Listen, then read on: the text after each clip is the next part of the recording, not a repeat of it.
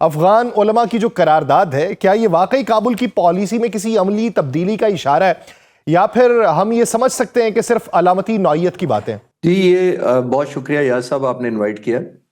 دیکھیے ہر موو جو ہے وہ ایک ریلیٹیو آئسولیشن کی طرف لے کے جا رہی ہے طالبان کو، کیونکہ over a period of time دنیا دیکھ رہی ہے کہ کس طرح وہ ایکٹیولی سپورٹ کر رہے ہیں ٹیررزم کو، نہ صرف انٹرنلی آبویسلی ڈیولپمنٹ کے سینس میں، بلکہ جب وہ ٹیررزم ایکسپورٹ ہوتا ہے تو اس پہ کوئی چیک اینڈ بیلنس نہیں ہے۔ تو یہ ایک جو ریزولوشن پاس ہوا ہے یا قرارداد ہے، یہ خوش آئند تو ضرور ہے، لیکن کیونکہ انفارچونیٹ پارٹ یہ ہے کہ جو افغانستان کے طالبان جو حکومت میں اس وقت، وہ ایز اے اسٹیٹ تو ایکٹ ہی نہیں کر رہے۔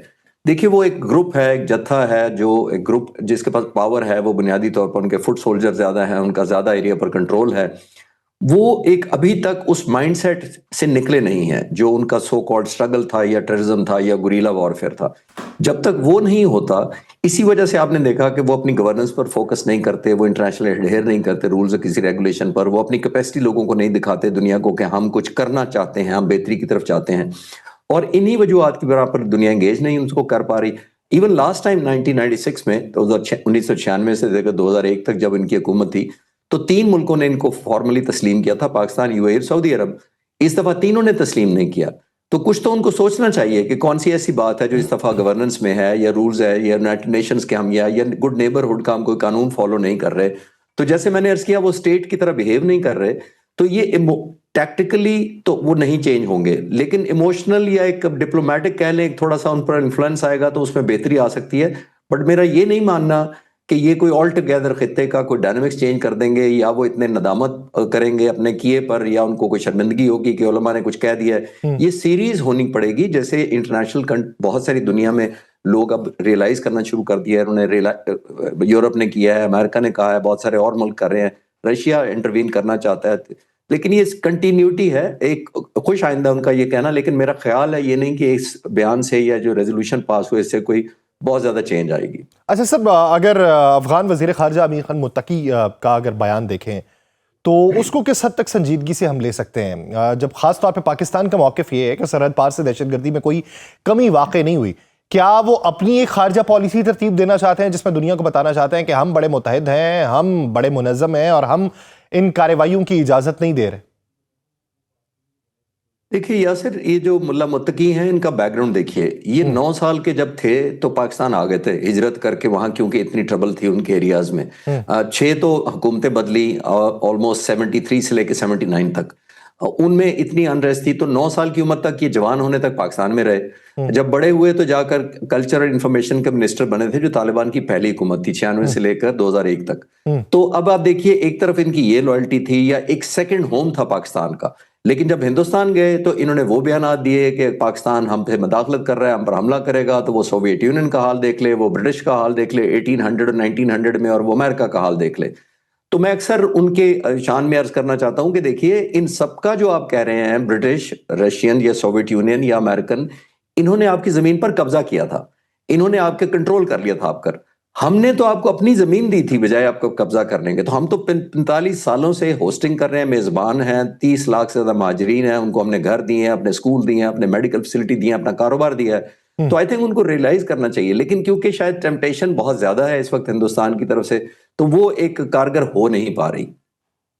سر، اگر وہ یہ کہہ رہے ہیں، اشارہ دے رہے ہیں کہ ہم ان کے خلاف کارروائیاں کریں گے اور کسی حد تک ان کو روکنے کی کوشش کریں گے، تو آپ سمجھتے ہیں کہ اس کا عملی میکانزم بھی ان کے پاس موجود ہوگا؟ دیکھیے میرا نہیں خیال یہ پریشر کوئی ریلیف جس کو کہتے ہیں نا، ایک آف سیٹ کر رہے ہیں پریشر کو، اس کی ریزن یہ ہے کہ اگر ایسا ہوتا تو وہ ایک ایگریمنٹ کر لیتے۔ دوسری بات یہ ہے کہ اگر ایسا ہو تو ان کو سب سے زیادہ خطرہ اپنے سروائیول کا پڑ جاتا ہے، حکومت کا، کیونکہ وہ پاور گروپس ہیں۔ میں ابھی تھوڑی دیر پہلے کہہ رہا ہوں پاور ہبز ہیں، جس کے بعد طاقت ہے وہ دوسرے کو پش اینڈ پل کرتا رہتا ہے۔ ان کو یہ بھی خطرہ ہے کہ اگر ہم کمپرومائز کر جائیں، یعنی ایگریمنٹ میں چلے جائیں پاکستان کے ساتھ، تو پھر ہمیں ایک میئربل کوئی چیز دکھانی پڑے گی نا، ٹینجیبل، جس کو ناپا جا سکے کہ آپ نے میئر کیے ہیں کہ نہیں کیے، بیانات سے تو نہیں ہوتا۔ ایک بات، ان کو سب سے بڑا خطرہ یہ بھی ہوگا کہ اگر انہوں نے کوئی ایسا اتحاد قائم کیا خود پاکستان کے ساتھ یا کسی دوسرے ملکوں کی دوستی میں، اگر یہ انڈرسٹینڈنگ ڈیولپ کر لی، تو پھر سب سے زیادہ انٹرنل جو دوسرے گروپس ہیں जो 20-22 के करीब हैं, उनमें से कुछ ग्रुप इकट्ठे होकर इनको ओवरथ्रो कर सकते हैं। सही। तो उनका अपना सर्वाइवल भी है। जहां तक बयान है बहुत पॉजिटिव है, होना चाहिए, हम तो ख्वाहिशमंद हैं। और मैं तो डे वन से हर मीडिया टॉक में यही कहता हूं कि देखिए हमारा ये ऑब्लिगेटरी हमने एक्शन किया है, हमने जो स्ट्राइक्स की हैं वो ना चाहते हुए किए हैं, हम बाय चॉइस नहीं कर रहे थे, क्योंकि हम चाहेंगे ही नहीं कि हम ईस्टर्न साइड पर एक तरफ हम इंगेज हैं और वेस्टर्न साइड पर खुद इंगेज कर ले, तो ऐसा तो हम नहीं चाहेंगे। लेकिन हमने ये न्यू नॉर्मल भी नहीं बनने देना था। सैकड़ों जनाजे उठाए पिछले 4-5 अपने सालों में, कितनी दहशतगर्दी बढ़ी है, तो हमने वो मैसेज देना भी जरूरी था। ये वैसे सब कुछ खुश आइंदा है, लेकिन देखना पड़ेगा कि ये मटेरियलाइज होता है और उसकी शक्ल क्या है, एक्शनेबल उन्होंने ये अनाउंसमेंट की है, या सिर्फ हमें जैसे कहते हैं कि एक दुनिया में क्योंकि रिलेटिवली आइसोलेट हो रहे हैं, एक प्रेशर बिल्ड हो रहा है, तो उन्होंने अपने आप को एक रिस्पॉन्सिबल स्टेट बताने की कोशिश की। अच्छा सर, आपने जब दीगर ऑप्शंस की पाकिस्तान को छोड़ के दीगर ऑप्शंस को अवेल अगर करना चाहें, भारतीय मंदूब है वो तजारती और ट्रांजिट दहशतगर्दी की बात करते हैं और उसका इल्ज़ाम पाकिस्तान पे लगाते हैं।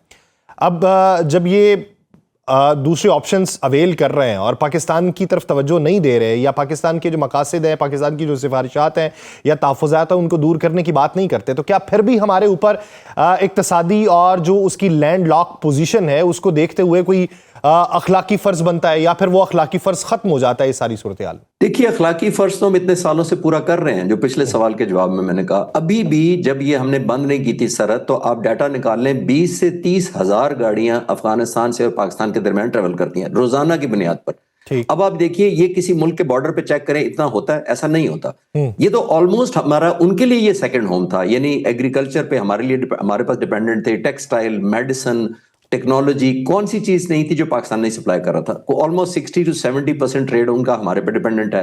तो हमने तो बहुत लिहाज किया। हम जब भी करते हैं स्ट्राइक्स, तो हमने की नहीं थी कभी। जब भी हमें इनसे गिला होता है या हम इनकी इमिग्रेशन सख्त कर देते हैं, हम कहते हैं जी अफगान जो यहाँ रह रहे हैं महाजरीन, हम उनको निकाल देंगे और बॉर्डर पर सख्ती कर देंगे। ये पहली दफा हमने प्रोहिबिटिव स्ट्राइक इंपोज की है। और वो भी मैं अक्सर बात करता हूं कि हमने अनफॉर्चुनेटली 2016 तक तो वीजा ही इन्फोर्स नहीं किया हुआ था। यानी कोई फॉर्मल पासपोर्ट की कोई वैलिडिटी नहीं थी 2016 से पहले तक, और मैं 9 साल पुरानी बातें कर रहा हूं। तो हमने तो ओवर द इयर्स इतना लिहाज किया है कि हमने तो आपको 20 से 30 हजार गाड़ियां आने देते हैं, 60 से 70% आपका ट्रेड हमारे साथ था। वीजा रिस्ट्रिक्शन की कोई पाबंदी नहीं थी, आप परमिट शर्मिट लेके ट्रेड ऑफ करते थे। तो इतना ज्यादा कौन से मुल्क ने, जो नेबरहुड का कोई भी मुल्क हो जिसने ट्रबलसम इस दौर में इसके साथ एंगेज किया हो, अफगानिस्तान किसी ने किया है? ईरान ने, या नॉर्दर्न अलायंस की जितनी, या नॉर्थ की तरफ जितनी स्टेट है सेंट्रल एशियन, किसी ने भी नहीं किया।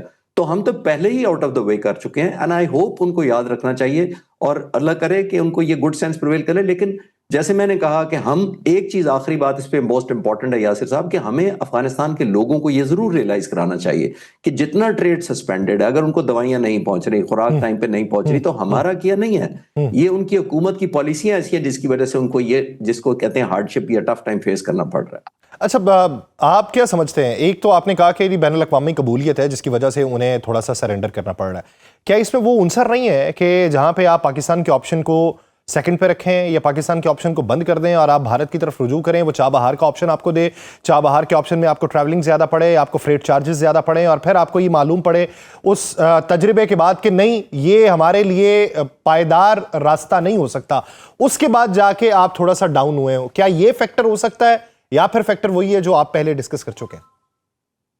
ये डेफिनेटली फैक्टर है। देखिए 60-70% को जो पाकिस्तान से डायरेक्ट आप जस्ट क्रॉस ओवर 20-30 हजार गाड़ियां जो मैं कह रहा हूं रोजाना जाती हैं, उसकी निस्बत आप नोज करें कि अगर समंदर का रास्ता इस्तेमाल करते, चाबहार इस्तेमाल होता है। चाबहार तो ऑलमोस्ट अमेरिकन ने भी खाली करा लिया था इंडिया से, जब ये सारा कॉन्फ्लिक्ट हुआ था ईरान इसराइल का। वो खाली कराने के बाद इनको, इंडिया को 6 महीने एक्सटेंशन मिली है चाबहार पर काम करने की। वो जाहिर है हमें फेवर नहीं कर रही, और वही उनको शायद गुमान है कि, या वहम है या खुशफहमी है कि क्योंकि इंडिया को अब ये एक पोर्ट मिली हुई है जिस पर वो काम कर रहे हैं, और इंडिया ही ये प्रेशर डाल रहा है उन पर कि अगर आपको नहीं इधर से ट्रेड तो हम चाबहार से देंगे।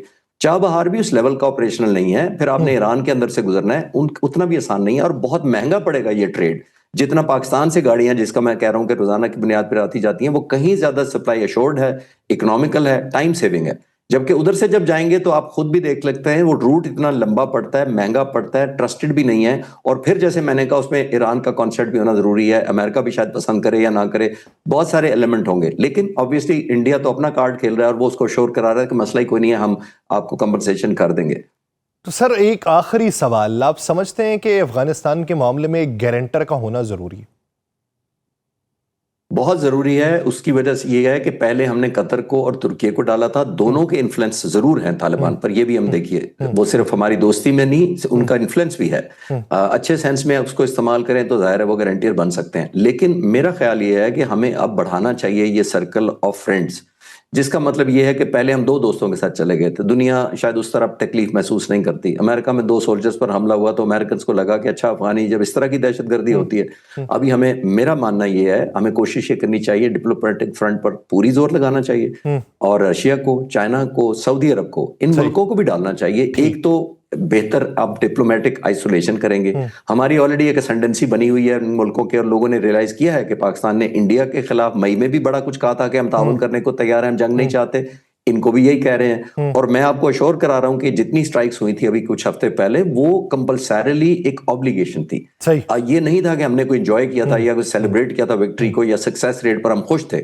اور یہ بھی میں آخری بات ایک امپورٹنٹ بتاتا چلوں کہ 100 کے قریب اگر ٹارگٹ ڈیلیبریٹ ہوئے تھے, جو ہمارے پاس ڈیٹا تھا, ان کی کوارڈینیشن ہمیں ہے تھا, ان کی فوکس, ان کی ہائیڈ آؤٹس پتہ تھے, 100 میں سے آلموسٹ 5 یا 10 صرف اپروو ہوتے تھے, صرف جن کو ٹاک آؤٹ کیا گیا تھا. یعنی اتنا ریسٹرین کیا تھا پاکستان نے اس وقت بھی. ہم چاہتے نہیں تھے کہ ایسکلیٹ کرے. تو اس کی ریئلائزیشن ان میں آ جائے, جتنا اچھا آ جائے. بیکاز اکثر آخری بات امپورٹنٹ یا صاحب اس کے اوپر یہ ہے کہ دیکھیے ہمارے پاس پوزیشن بہت سٹرونگ تھی ملٹری کی, اور جس سائیڈ کے پاس ملٹری کی پوزیشن زیادہ سٹرونگ ہوتی ہے, یعنی پوزیشن یا پاور ٹو ہرٹ زیادہ ہوتی ہے, اس کے پاس پاور ٹو نیگوشیٹ بھی زیادہ ہوتی ہے. پاور ٹو نیگوشیٹ بھی زیادہ ہوتی ہے. تو اسی لیے ٹیبل ٹرن ہم کر سکتے ہیں, اپنا جو مقدمہ ہے وہ اچھے سے پیش کر سکتے ہیں.